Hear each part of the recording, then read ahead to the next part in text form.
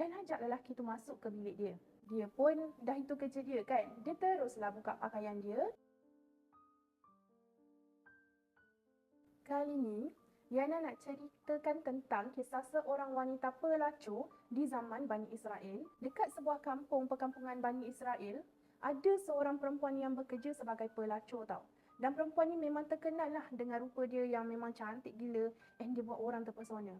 Perempuan ni, dia jalankan kerja-kerja pelacuran dia tu dekat rumah dia yang mana ada dekat tengah bandar. Dan setiap hari, dia akan buka pintu rumah dia luas-luas dan dia baring dekat atas katil yang dia letak dekat depan pintu rumah dia ni tadi. Kiranya, benda ni untuk tarik pelanggan lah supaya ambil servis dia time tu. Dia buat kerja ni dah lama dah, sampai bertahun-tahun. Sampailah ada satu hari, ceritanya di mana seorang lelaki muda yang soleh berasal daripada bandar sebelah tak sengaja lalu dekat depan rumah dia. Dan waktu tu, lelaki ni dia datang untuk berjual dekat bandar tu. Waktu lalu dekat depan rumah dia tu, lelaki ni dia macam terpana tau tengok kecantikan perempuan pelacur ni tadi. Sebabnya dia tak pernah nampak perempuan yang secantik itu seumur hidup dia. Dan lelaki ni tahu je yang perempuan tu dia tengah tunggu pelanggan-pelanggan dia. Entahlah kenapa dan apa yang ada dalam fikiran lelaki soleh ni tadi, time tu dia jadi tergoda dengan kecantikan pelacur ni. Jadi dia doa lah dekat Allah supaya hilangkan hasrat dia tu, supaya dia terhindar daripada maksiat kan. Dia tak pernah buat kerja tu sebelum ni. Cumanya, sebagai seorang manusia yang memang dah sentiasa dibisik oleh syaitan, susah untuk dia tahan keinginan dia untuk bersama dengan pelacur tu tadi.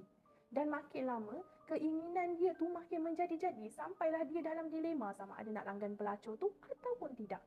Finally, disebabkan memang tak dapat nak tahan nafsu dia ni tadi, dia termakan dengan hasutan syaitan untuk melanggan pelacur ni tadi. So, dia cepat-cepatlah pergi jual semua barang-barang yang dia bawa originalnya dekat bandar tu untuk dijual kat orang sekeliling. Lepas habis dia dijual barang-barang dia, dia datang balik dekat rumah perempuan ni tadi dengan bawa 10 keping koin dinar.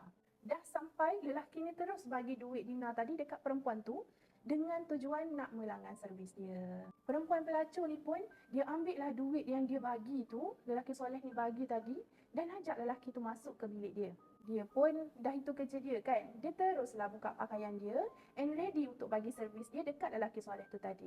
So perempuan ni dia cakap, silakanlah tuan, buatlah sesuka hati kamu. Dia kata begitu. Tapi dalam waktu tu juga, tiba-tiba je dalam hati lelaki ni timbul rasa takut kepada Allah Subhanahu Wa Taala. Dan terus lelaki ni waktu tu dia diam terpaku dan badan dia jadi menggigil-gigil tau. Muka dia pun jadi pucat. Lelaki ni bercakap dalam hati dia, sesungguhnya Allah Subhanahu Wa Taala melihat aku melakukan perbuatan buruk ni daripada atas dan aku tengah melakukan perkara yang haram, maka hilanglah semua amal-amalku selama ni. Jadi hati dia bertambah takut pada Allah Subhanahu Wa Taala dan muka dia jadi lagi pucat. Perempuan pelacur ni tadi bila dia nampak je muka lelaki tu jadi pucat, dia tanyalah, ada apa tuan? Apa yang terjadi? Kenapa muka kamu macam tu? Dia tanya kan. Jadi lelaki soleh ni pun dia jawab, sesungguhnya aku takut kepada Allah Subhanahu Wa Taala, Tuhanku dan Tuhanmu. Boleh tak aku keluar je daripada sini?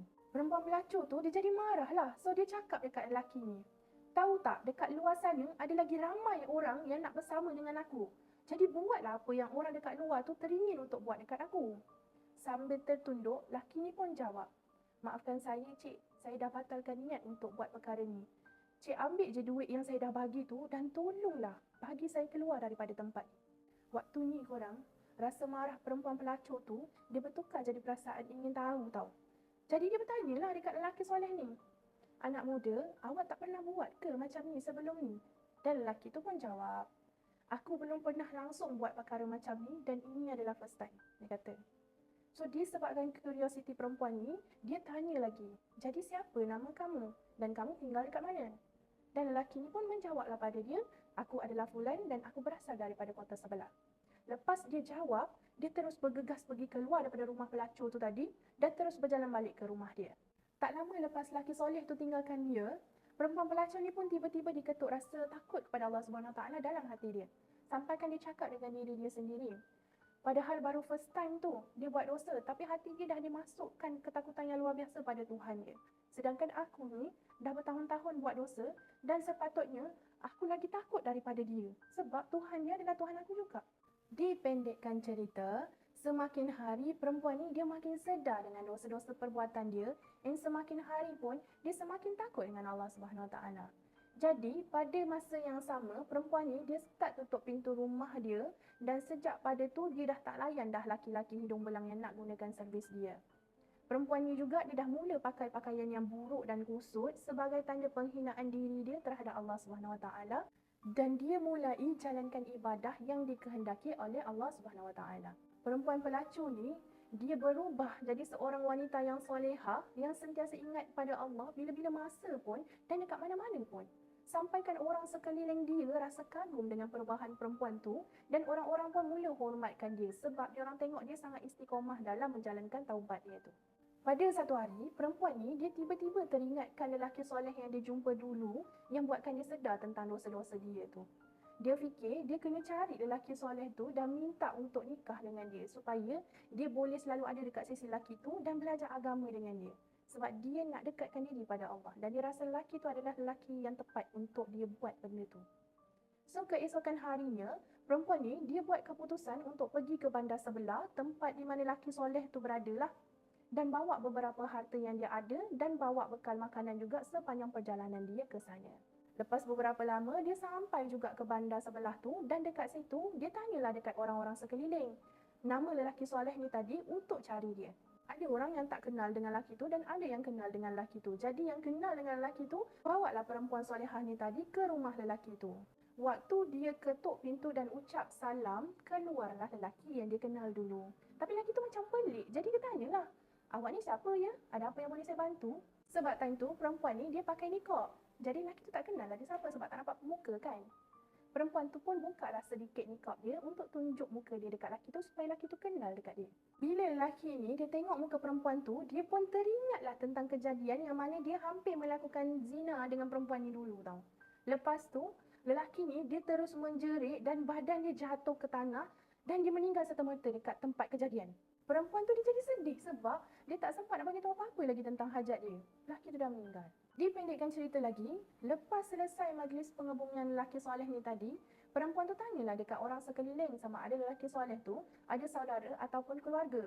Dan kemudian ada yang menjawab lelaki tu ada seorang saudara lelaki. Perempuan tu pun terus minta untuk dihantarkan kepada saudara lelaki soleh ni tadi. Lepas dia jumpa dengan saudara lelaki soleh ni tadi, perempuan ni pun ceritalah dekat dia tentang kisah dia dan macam mana dia boleh sampai ke bandar tu. Jadi perempuan tu minta dekat saudara lelaki ni tadi untuk gantikan tempat lelaki soleh tu dan menikah dengan dia.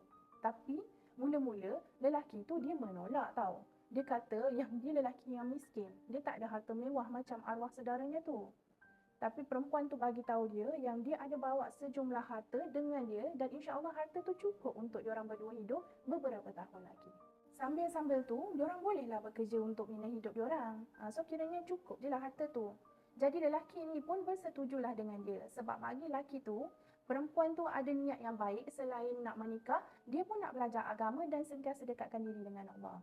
Jadi tak lama lepas tu, keduanya pun menikah. Sepanjang pernikahan diorang ni, diorang sentiasa berusaha dekatkan diri pada Allah Subhanahu Wa Taala dan jauhi larangannya. Nampak tak korang dekat sini, Allah Subhanahu Wa Taala tu, dia boleh bagi kurniaan dia bahkan pada seorang pelacur. Sebab Allah SWT ni, dia sentiasa melihat betapa ikhlasnya hamba dia bertaubat daripada sesiapa hamba ni yang berserah diri pada dia.